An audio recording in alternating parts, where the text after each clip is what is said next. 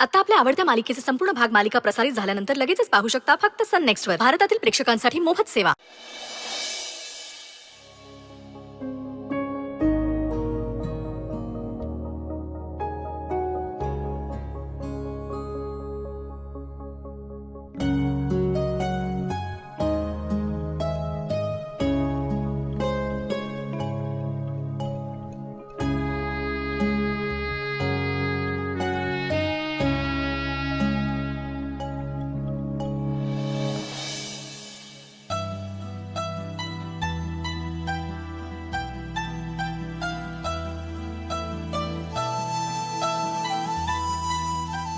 बस आता होईल कमी. मी लावतो. डॉक्टर असते तर लावून घेतलं असतं ना. वय पण तुम्ही थोडीच डॉक्टर आहात. तुम्ही तर बस काही बोलू नका आता. प्रत्येक नात्याला लेबल लावलंच पाहिजे का? सॉरी.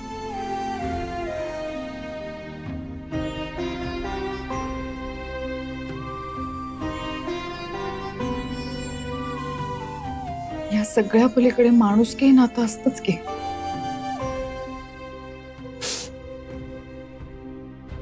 मला माहितीये आता तुमचं माझ्यावर प्रेम नाहीये. काही गोष्टींमध्ये आपण ठराविक अंतर ठेवून आहोत, मान्य आहे मला. पण माणुसकीच्या नात्याने मी तुमची काळजी नाही घेऊ शकत. तुमची मदत करू शकते ना.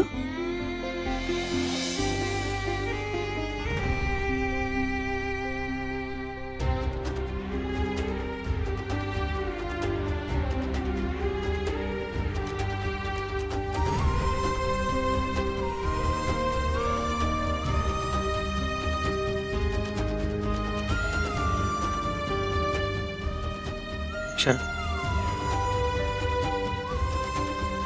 मला माहिती आहे माझ्यामुळे तुम्हाला लय त्रास होतो आहे. म्हणजे माझं प्रेम. काही बोलू नका आता. मला कळते तुमची मानसिकता. जे मला वाटतं ते तुम्हाला वाटलंच पाहिजे असं काही नाहीये ना. फक्त एक गोष्ट सांगू, मला इतकंही पर्क करू नका. असं अवघडल्यासारखं वागण्यापेक्षा मोकळेपणाने वागा ना. तुम्हाला बरं वाटेल. चला, खूप उशीर झालाय. तुम्ही विश्रांती घ्या आणि शांत झोपा आता. हा,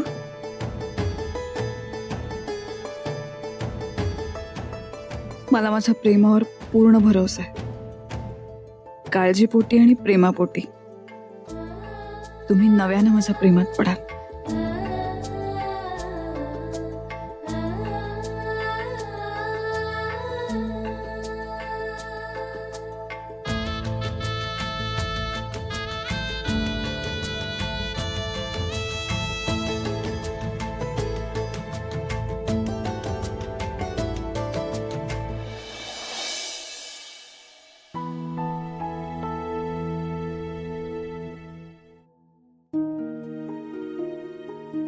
लय त्रास झालाय भावाला. पण वहिनीने लेप लावला तर आता कमी झालं असेल दुखणं.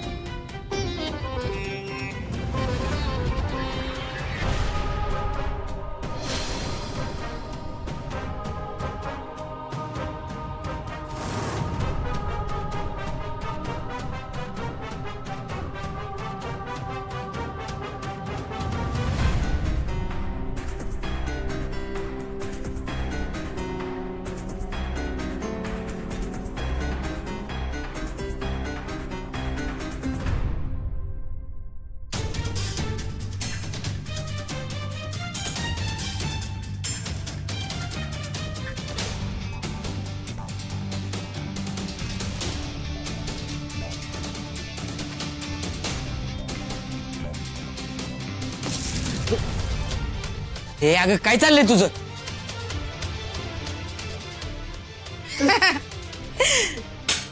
कामिनी म्हणतात मला, वादळ आहे वादळ. असंच हादरवून सोडते एकेकाला.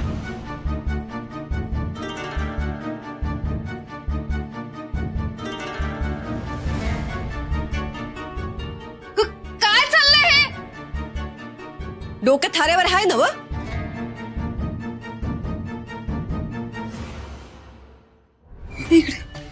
अहो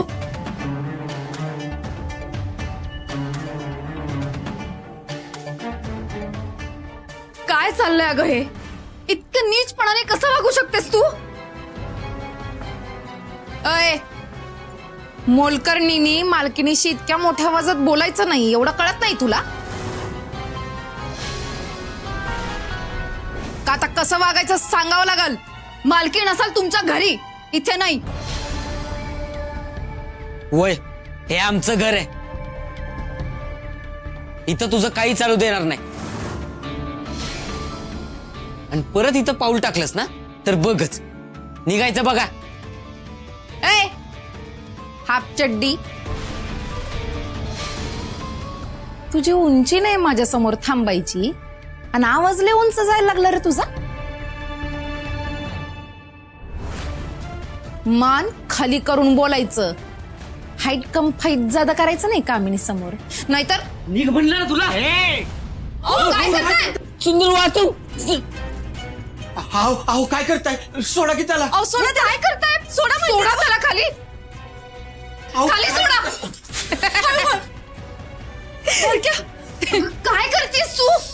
वागण्याला काही ताळ तंत्र आहे की नाही? इतकी लाज सोडून वागणार आहात का?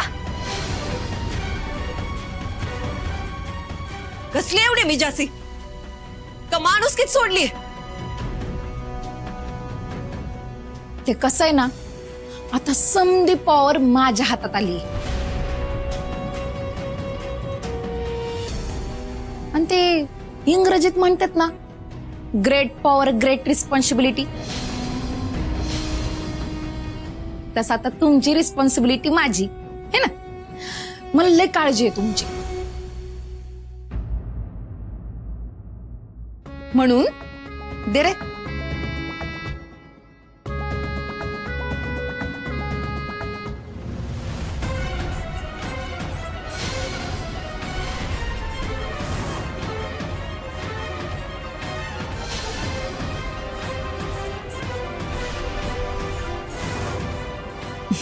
काल रात्री उपाशी झोपला असाल ना, आणि कधी नव्हे ते तुमचा बिनकामाचा बैल बी राबला काल.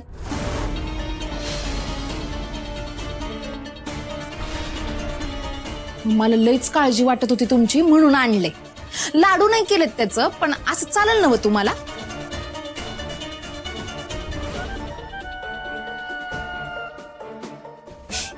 ते काय ना, आज सूर्यवंशींकडून समद्या जनावरांनी आणि गड्यांनी अन्नदान आहे. खबरदार माझ्या नवऱ्याचा अपमान केलास तर. जेवढं बोलतेस आणि बोललीस ना तेवढं पुरेस आहे. अगं, काहीच कसं वाटत नाही तुला? यांनी हे सगळं ना आमच्या पोटासाठी केलंय. त्यांनी त्यांचं कर्तव्य पूर्ण केलंय, आणि ज्यांनी आमचं पोटही भरलंय आणि मनही. माझ्या नवऱ्याची ताकद काय आहे हे तुला आतापर्यंत कळलंच असेल.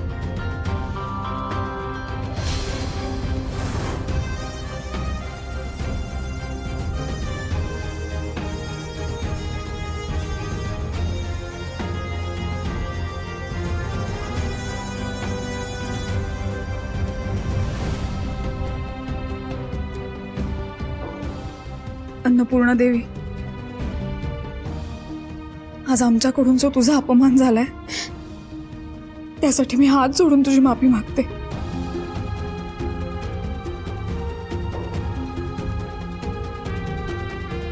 आज तू जो काय अन्नाचा अपमान केलास ना त्याची शिक्षा तुला मिळेलच.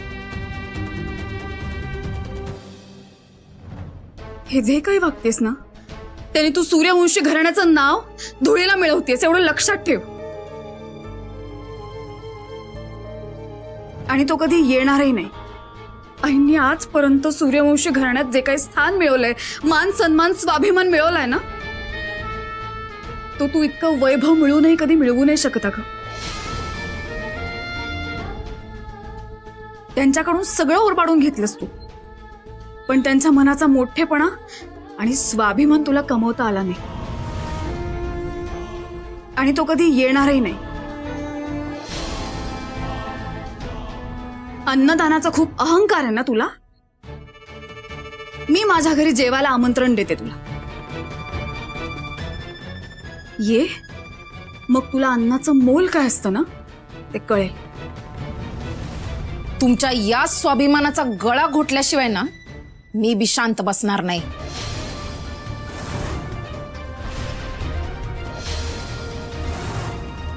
चला रे.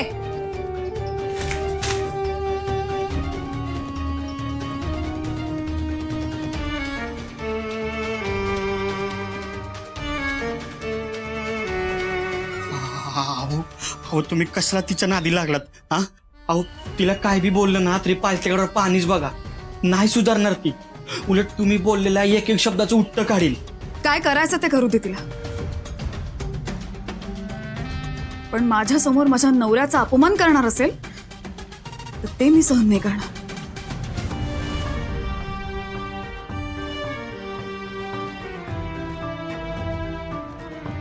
अहो आई तुम्ही जरा अक्षराला समजून सांगा की. अहो ती कामिनी लय डेंजर बाई आहे बघा, आणि आता आपला हात दगडा खाली आहे, ती त्याच दगडानं आपला ठ्याचा बी कमी करणार नाही. आता आपल्या समद्यासनी जपून राहणं गरजेचं आहे. तुम्ही जरा त्यासनी समजून सांगा की ते असं तडकाफडकी बोलणं आपल्यासाठी लय घातक आहे बघा. वय मी बघते ते. पर सुंदर, काल तू इतकं राबलास, मला एका शब्दानं बोलला नाहीस.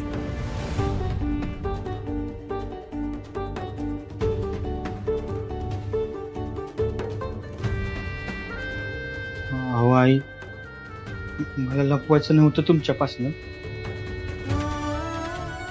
पण तुम्हाला जर कळलं असतं तर वाईट वाटलं असतं बघा, म्हणून मी काळजी घेतली. वय नव, मग तुला वाईट वाटू नये किंवा तुला कुणी वाईट बोलू नये यासाठी अक्षरानं काळजी घेतली तर काय बिघडलं?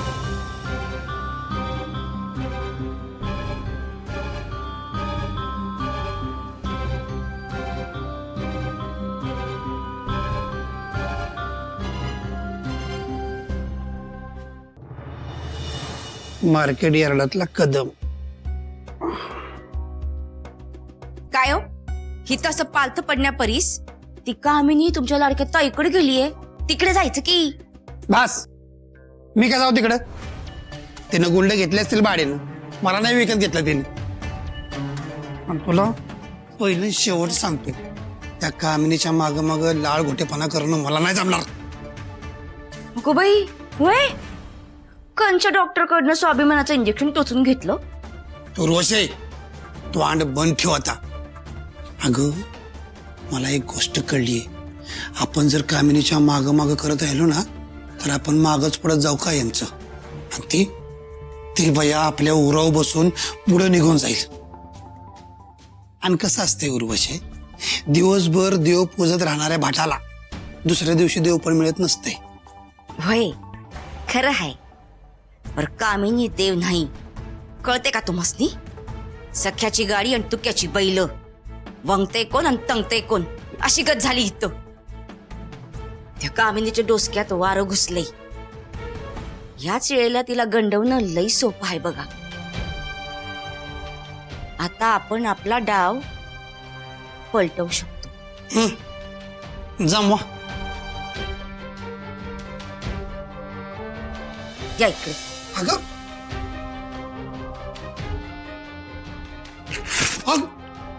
डायरेक्ट का पडतीस. वाचा, काय लिहिले वाचा. ह्यो काय खेळ मांडलाय उर्वशी. हा मला लिहिता वाचता येते, मी काय अडाणी नाही. ठाव आहे मला, पर वाचा की. यशवंत. वय अगं डायरी का फाडालीस? आता यो वाच. काय चाललंय तुझं? हा? यशवंत. वय माहित आहे, वाचा. तेच लिहिलंयस यशवंत. वय हे बी वाचा. काय वाचू? ह्यात पण यशवंतच लिहिला असशील. पण ह्या सगळ्यातनं काय साध्य करायचं तुला? आत्ता कसं? आता ह्यावर कामिनी लिहिलंय. काय शिरते का डोसक्यात तुमच्या?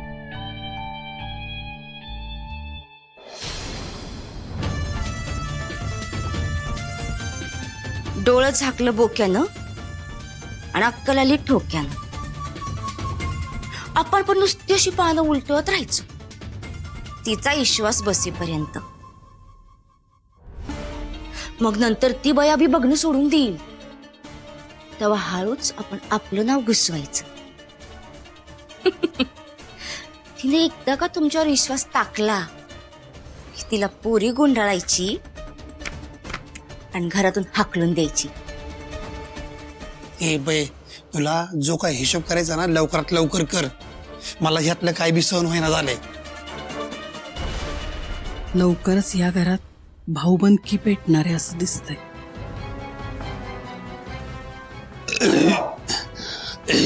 कामिनीचा विचार करून जळजळ व्हायला लागले. जरा ग्लासभर दूध आणतेस का? वय पर झोपू नका तवर, आलेच मी.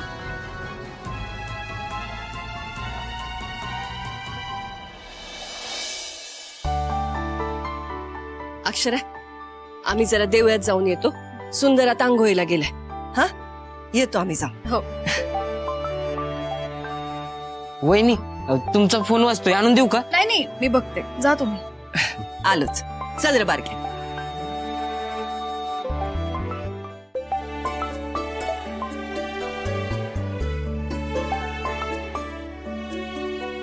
हा, त्या बोला. अक्षरा, अगं इथे समधी माणसं एकमेकांच्या मानगुटीवर बसले आहेत बघ. तो यशवंत आणि उर्वशी राडा करणार आहेत नक्की. आत्या, हे मला अपेक्षितच होत. 3 चाकं 3 दिशांना गेलेत म्हणल्यानंतर वाहन कोसळणारच. आत्या, आपण आता त्याच चाकांना दिशाहीन करण्याचं काम सुरू करूयात. हा तुम्ही त्यांना खतपाणी घालायचं काम सुरू करा. हा, हा, अगं म्हणून तर विचार आला की अक्षराला फोन करूया. लगोलग फोन केलाय बघ मी. बरं आत्या, आता फार वेळ बोलत बसू नका. तिकडे भिंतींनाही कान आहेत, माहितीये ना. चला, ठेवते. वय, तू बी काळजी घे बाळा. हा, अरे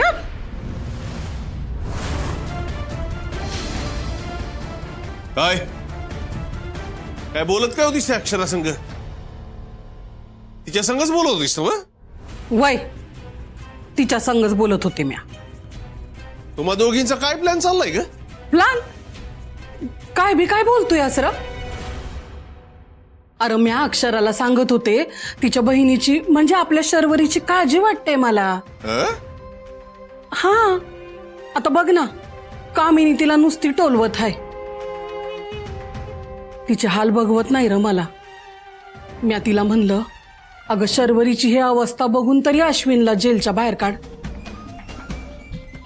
ती अक्षरा माझ्या अश्विनला सोडवायला तयार होईल? आता ते काय सांगता यायचं नाही मला, पण मला एक ठाव आहे, अक्षराचा ना तिच्या बहिणीवर लय जीव आहे बघ. आणि तिला त्रास झालेला अक्षरा बघू शकणार नाही. आणि कसं आहे, अश्विनला बाहेर काढायचं बी तिच्याच हातात आहे ना वो, हे बी ठाव आहे मला. आणि म्हणूनच केला होता फोन म्या.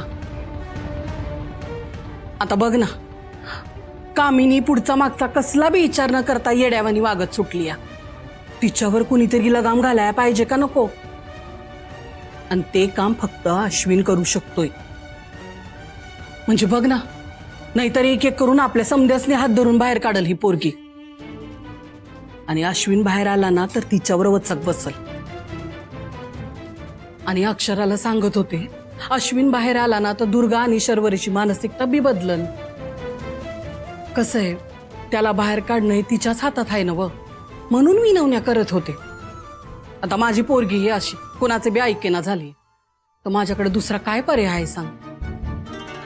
आणि तुला बी सांगते परताप, लय कामिनी करत बसू नगस. तिच्यावर भरोसा ठेवून काही बी उपयोग नाही. कधी डसल ना सांगता येणार नाही.